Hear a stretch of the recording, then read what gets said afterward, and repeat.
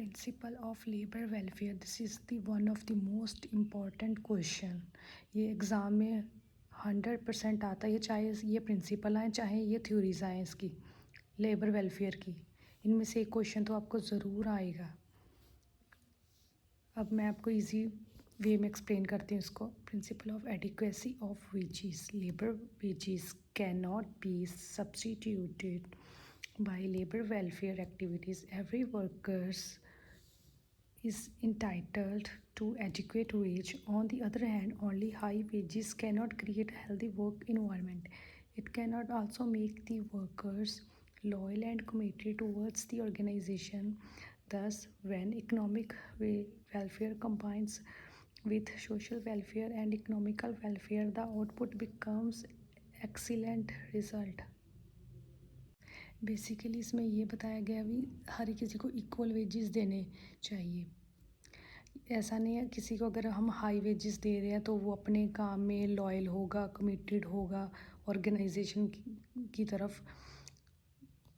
ऐसा भी नहीं है अगर उसको हाई वेजेस दे रहे हैं तो वो हेल्दी वर्क करेगा, ऐसा कुछ नहीं है।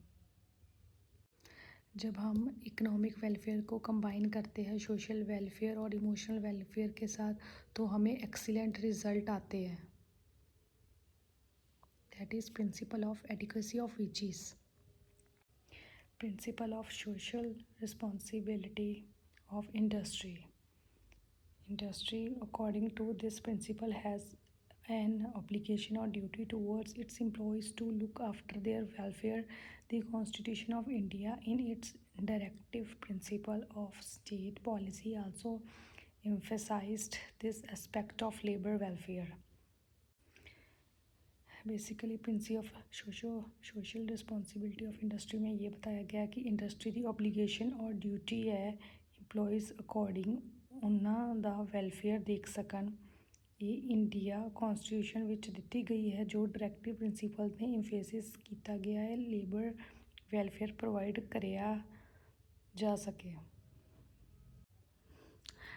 Third point is principle of efficiency. This principle has a crucial role in the welfare of employees as it depends on the efficiency welfare relationship. Although this relation is not measurable, certain labor welfare or programs like education, housing, training, family planning, healthy and balanced diet, etc. enhance the efficiency of workers, particularly those from developing of underdeveloped nations.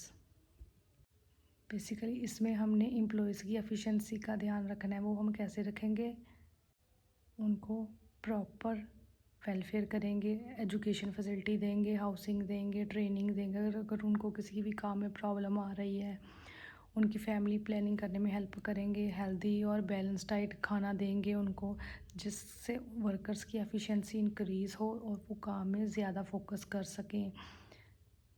इससे क्या होगा, good relationship build होंगे हमारी organisation में। अगर हम employees की efficiency का ध्यान रखेंगे, मतलब उनको सेफ़ इन्वायरमेंट मिल रहा है ऑर्गेनाइजेशन में या नहीं, प्रॉपर लाइटनिंग है। हमें बस इसमें ये देखना है कि एम्प्लॉयज़ की एफिशिएंसी को इंक्रीज़ करने के लिए हम क्या कर सकते हैं जिससे वो काम ज़्यादा बेटर कर सकें। Principle of repersonalization. The development of human personality is found to be the goal of industrial welfare, and this principle should counteract the baneful effects of the industrial system. Therefore, it is necessary to implement labor welfare services both inside and outside the factory. Basically इसमें क्या है, human की personality को develop करना है industrial welfare schemes में, facility देनी है इनसाइड एंड आउटसाइड, ताकि जो उनके मेन गोल है पर्सनैलिटी डेवलपमेंट होने में हेल्प करें। Principle of totality of welfare. It emphasizes that the concept of labor welfare must spread through the hierarchy of an organization, and employees at all levels must accept this total concept of labor welfare, without which the labor welfare would not be implemented. Basically इसको hierarchy में spread करना है। Organisation में भी हर एक employ को अपनी organisation में इक्वली स्कीम्स अप्लाई करनी है। वो मतलब बेसिकली उसमें ये देखना है सभी एम्प्लॉयज़ को इक्वल सब कुछ मिल रहा है या नहीं। जो भी है उसको हमने ऑल लेवल्स पे कहाँ के लेबर वेलफेयर में स्प्रेड करना है ऑर्गेनाइजेशन में। मतलब कोई भी स्कीम्स वगैरह हो उसको इक्वली अप्लाई करना है। किसमें? Totality of welfare. Principle of को रिस्पॉन्सिबिलिटी, इसको हम दो पार्ट में डिवाइड करेंगे। प्रिंसिपल ऑफ को रिस्पॉन्सिबिलिटी, एम्प्लॉयर और वर्कर्स। एम्प्लॉयर की रिस्पॉन्सिबिलिटी होती है और वर्कर्स क्या करते हैं, वो इंटरेस्ट दिखाते हैं कंपनी में, ऑर्गेनाइजेशन में। हमें इसको समझाते हैं इजी वे में। जो एम्प्लॉयर है उसकी रिस्पॉन्सिबिलिटी ऑर्गेनाइजेशन में ज़्यादा है प्रिंसिपल को मेज़र करने के लिए। वर्कर्स हैं वो बेसिकली इंटरेस्ट किस बात में लेते हैं, भी हमें जो काम कर रहे हैं वो जगह बिल्कुल नीट एंड क्लीन हो, हाइजीन हो, वहाँ का इन्वायरमेंट गुड हो, हमें प्रॉपर वेजेस वगैरह मिलें। Without these welfare measure will not be achieve. Principle of coordination and integration. Principle of coordination and integration is a concept of co-organized or coordinated approach that will promote a healthy development of the worker in his work, home and community. This is essential for the sake of harmony and continuity in labor welfare services. मतलब हमें employees के साथ coordinate ऐसा करना है जिससे कि वो हेल्दी डेवलपमेंट हो वर्कर्स की ड्यूरिंग दी वर्क हो, चाहे वो होम हो चाहे वो कम्युनिटी में हो। Principle of accountability, it is also known as principle of evaluation. इसको प्रिंसिपल ऑफ इवेल्युएशन भी कहते हैं। Here one responsible person gives an assessment और evaluation of existing welfare services on a periodical basis to a higher authority. In this criteria, one judge the success of labor welfare programs.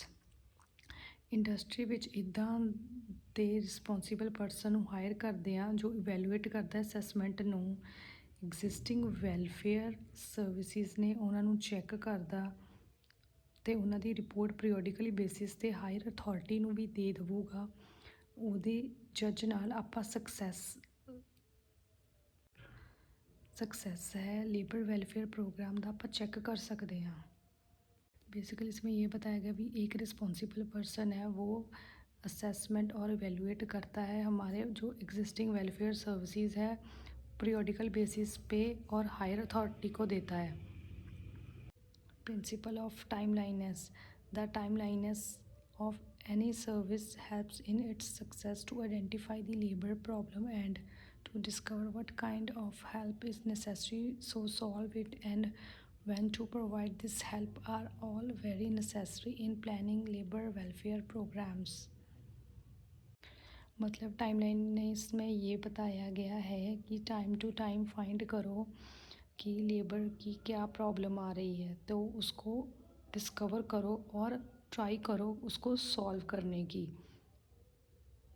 And ये बहुत ज़रूरी है कि हम ये help है इनकी कब प्रोवाइड कर रहे हैं।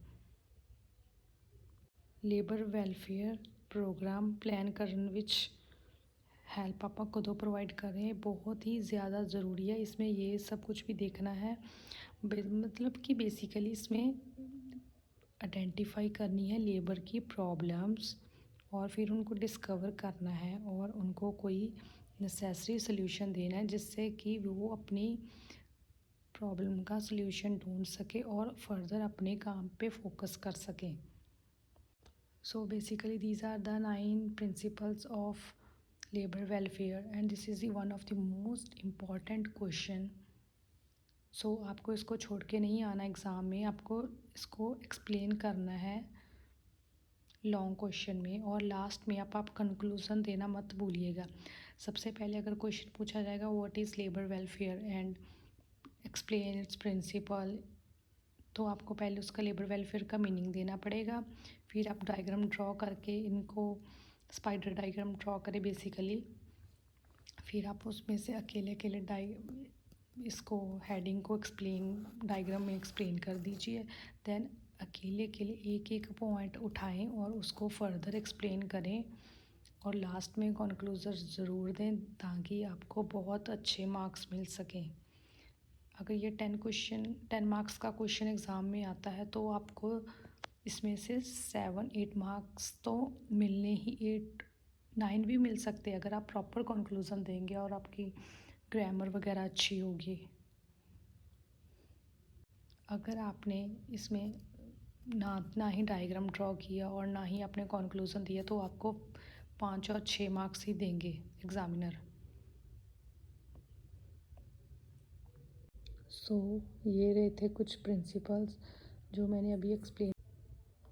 आपको इसको डायग्राम को भी ऐसे ही ड्रॉ करके आइएगा ताकि आपको गुड मार्क्स मिल सकें। And please don't forget to subscribe this channel